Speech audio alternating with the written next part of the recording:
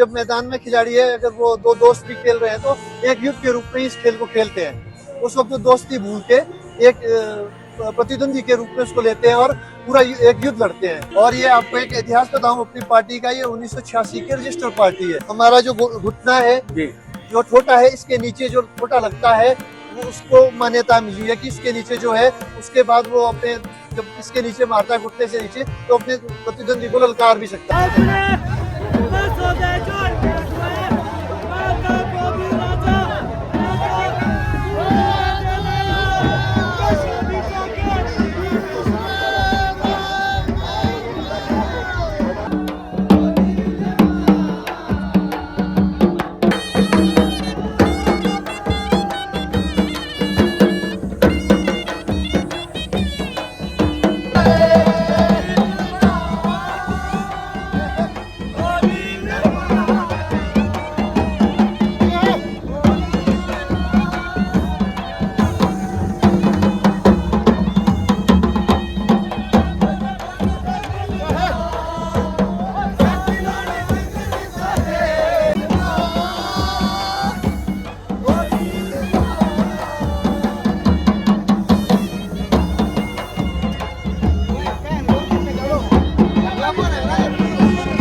सोलन में इन दिनों चल रहा है माँ शूलिनी का मेला और इस वक्त हम मौजूद है सोलन के ठोडो मैदान में। माँ शूलिनी का मेला हो और सोलन का ठोडो मैदान सजा हो और ऐसा ना हो कि सोलन के ठोडो मैदान में ठोडा नृत्य ना खेला गया हो। आज यहाँ सोलन में ठोडा नृत्य खेला गया, लेकिन एक्चुअल जो ठोडा है क्या, ये ऐतिहासिक नृत्य क्यों है, इसके बारे में आज हमारे साथ मौजूद है ठोडा दल जो आज यहाँ पर जिन्होंने ठोडा खेला है। आइए उनसे बातचीत करते हैं। नमस्कार सर, स्वागत है आपका। नमस्कार जी।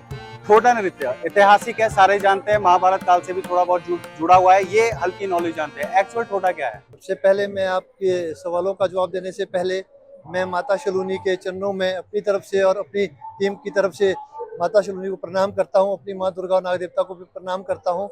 अब मैं आपके सवाल पे आऊँ।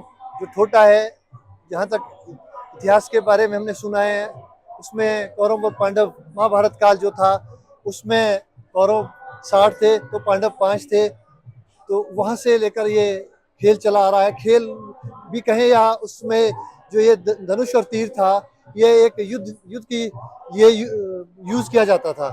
धनुष और तीर जो उसमें ना बंदूक होती थी ना राइफल होती थी, इस तरह का कोई साधन नहीं था। उसमें केवल मात्र तीर कमान और धनुष से युद्ध लड़े जाते थे।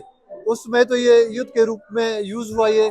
उसके बाद धीरे धीरे जैसे जैसे समय परिवर्तित होता गया तो इस धनुष और तीर का इस्तेमाल इसको खेल के रूप में लाया गया और ये छाठी और पाशी का खेल बन गया। छाठी और पाशी का आपने जिक्र किया है, हमारे हिमाचल प्रदेश का एक बड़ा फोक सॉन्ग जो काफी पॉपुलर भी है, छाठी पाशी पाशी खेलो। हाँ, वो छाठी पाशी किसको कंसीडर करते हैं, एक बार आप थोड़ा ये बता दें। छाठी जो थे वो 60 कौरव थे, तो उस जो छाठी है कौरव 60 थे, उनका जो मानने वाले लोग थे वो छाठी बन गए। जो पांडव से, इसमें थोड़ा सा आपको मैं अलग से बताऊं थोड़ा सा। एक्चुअली जो ये छाठी 60 तो थे, छाठी कैसे बने? एक्चुअली जो उस वक्त कौरव जिन देवी देवताओं की पूजा कौरव करते थे और उन्हीं के आज किस्म में जो लोग करते हैं, वो भी मान्यता है उसमें कि वो लोग छाठी कहलाए गए। और जो पांडव जिन लोग देवी देवताओं की पूजा करते थे, जो पांडव पत्ती के देवी देवता थे, 5 पांडव थे, उनके आधार पे पांडव कहलाए गए, पाशी कहलाए गए। जी बिल्कुल जी। ठोडा की बात करें, ठोडा दल जो आजकल अब चलता है, हालांकि इसको जीवित रखने के लिए भी जो है वो खेल बनाया गया। और कहते भी है कि पहले वॉरियर ग्रुप होते थे कि जो लड़ने के लिए जाते थे, इसलिए मतलब उसको भी आगे बनाया गया है। ये आपकी बात इसमें है कि उसमें 47 से पहले यहाँ ठाकुर, राणे, राजे, इस तरह का राज रहता था। तो उसमें भी इस तरह का ज्यादा साधन नहीं थे बंदूक वगैरह के। तो उसमें भी ये युद्ध के लिए अपने राजा राणा अपने यूज करते थे, लोगों को तीर कमान का यूज होता था। पर उसके बाद जब देश आजाद हुआ तो इसको थोड़ा सा परिवर्तित किया गया और इसको एक खेल का रूप दिया गया। अब ये खेल के रूप में खेला जाता है, पर ये उसमें से लेकर एक पूजा पत्ती के आधार पर ही छाठी और पाशी बनेंगे। छाठी 60 कौरवों के हैं और पाशी 5 पांडवों के हैं। आजकल जैसे हम देखते हैं ठोडा दल बने होते हैं, जैसे आज यहाँ पे भी काफी सारे दल आके खेल के गए। ये दल जो है अलग अलग तहसील के होते हैं या कैसे बने हुए हैं? बिल्कुल, जैसे कि हमारा जो दल है वो कोटखाई तहसील का दल है जी शीला बहन गांव के नाम से हमारी पार्टी है। जी और ये आपको एक इतिहास बताऊं अपनी पार्टी का, ये 1986 की रजिस्टर्ड पार्टी है। उस वक्त की मेरे ख्याल से पूरे यहाँ जो अपर शिमला या सिरमौर या सोलन में जहाँ भी ये खेल खेला जाता है अभी, वहाँ मेरे ख्याल से 3-4 पार्टियां ही जो ऐसी है, इतनी पुरानी रजिस्टर्ड जो पार्टी भी होगी जो अभी तक हाँ खेलती जी, आ रही है उसके और हाँ जी खेलती गवर्नमेंट आई से भी है। रजिस्टर्ड है। और उसके बाद काफी सारी पार्टियां रजिस्टर हुई। अब तो मेरे ख्याल से 100 के पास आंकड़ा होगा इन पार्टियों का। और अगर प्राचीन उस पे हम जाएं, पिछले 50 साल का इतिहास जी, जी। खंगाले, तो हमारी पार्टी उस 50 साल के इतिहास से चली आ रही पार्टी है और काफी पुराना दल है। उसके बाद सिरमौर की भी पार्टियां हैं यहाँ, बाकी अलग-अलग जगह की जैसे जगह बनती की है। अलग अलग क्षेत्र की एक पार्टियां दल हैं। की हम बात करें, एक दल में कितने लोग हैं जो ये मतलब जो ठोडा खेलते हैं? एक दल में ऐसा कोई इसका पर्टिकुलर नियम नहीं पर्टिकुलर है। वो नहीं रखा गया है। इसमें 10 से 30 लोगों तक का खिलाड़ी खेल उसके ऊपर भी हो सकते जी। हैं। पर ये माने थोड़ा सा ये रखा गया है कि इसमें अगर 15 से 20 खेले तो एक मेला भी, एक खेल भी जी। अच्छी तरह से खेला जा सकता जैसे अभी हमने देखा खेल हो रहा था, है। धनुष बाण के तीर कमान जो है दूसरे पे मारा जा रहा था, क्या इसका भी एक नियम है कि जो आप तीर दूसरे पे मारते हो कहाँ तक लगना चाहिए? और इसका एक नियम, बिल्कुल नियम बना हुआ है। हमारा जो घुटना है, जी जो छोटा है, इसके नीचे जो छोटा लगता है, वो उसको मान्यता मिली है कि इसके नीचे जो है, उसके बाद वो अपने जब इसके नीचे मारता है घुटने से नीचे, तो अपने प्रतिद्वंदी को ललकार भी सकता है। हाँ, वो जो पहाड़ी में जो बिल्कुल, अपना ललकार जो हमारा उसे एक देते हैं। पहाड़ी मातृभाषा है पहाड़ की, उसमें वो उसको ललकारता भी है। उसमें बहुत सारी बातें होती है। तो अगर उसके ऊपर लगे तो वो 2-4 तो आदमी रजिस्ट कर जाता है, पर उसके ऊपर वो फाउल माना जाता है। उनको खिलाड़ियों को बिठा भी दिया जाता है अगर ज्यादा कुछ ज्यादा फाउल करे तो। बिल्कुल। तो कितना डेंजरस जो है ये मान सकते हैं, जो तीर कमान लगता है कितना डेंजर होता ये है? डेंजर बहुत ज्यादा है।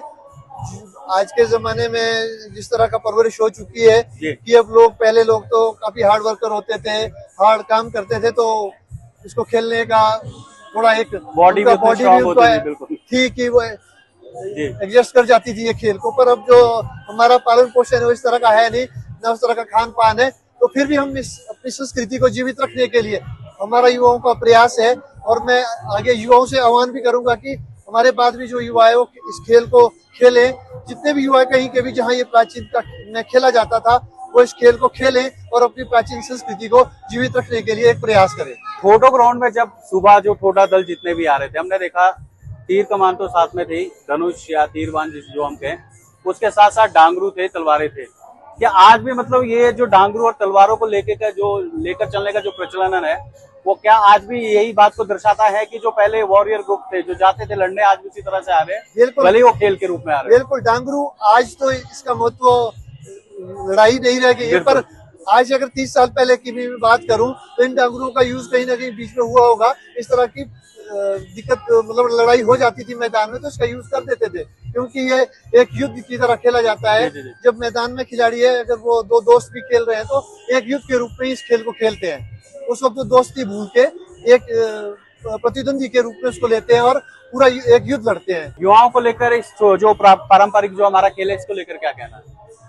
खेल तो कोई भी है, हम छोटा खेल रहे हैं, ये प्राचीन खेल है, इसको सबको खेलना चाहिए। इसके बाद मैं युवाओं से आह्वान करूंगा, वो कबड्डी है, खो खो है, वॉलीबॉल है, और कोई भी खेल है।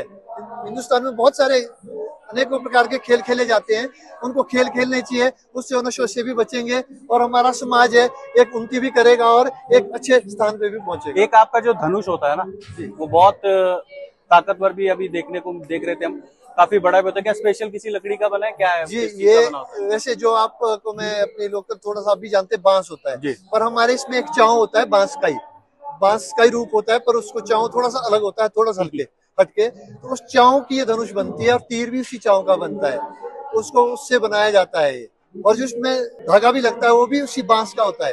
जो धागा है वो भी बांस का होता है। पूरा जो ये धनुष बनता है, ये पूरा तीर से लेकर इसका धागे से लेकर, ये पूरी चीजें बांस की होती है। जैसे आपके साथ ना ठोडा ग्रुप के अलावा ना काफी लोगों ने उस धनुष के साथ तीर चलाने का काफी कोशिश किया, लेकिन उतने आसानी से वो नहीं कर पाए जैसे आप लोग कर पाते हैं।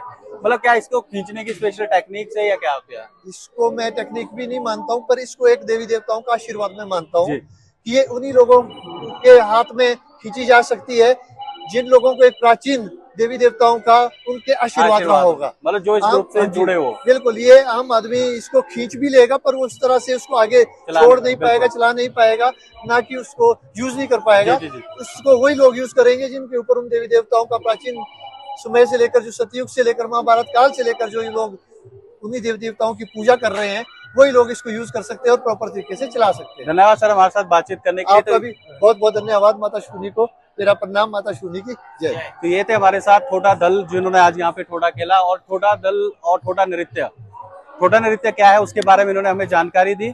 और तमाम ऐसे इंटरव्यूज के लिए जुड़े रहे हमारे साथ। तब तक के लिए धन्यवाद। जय हिंद, जय हिमाचल।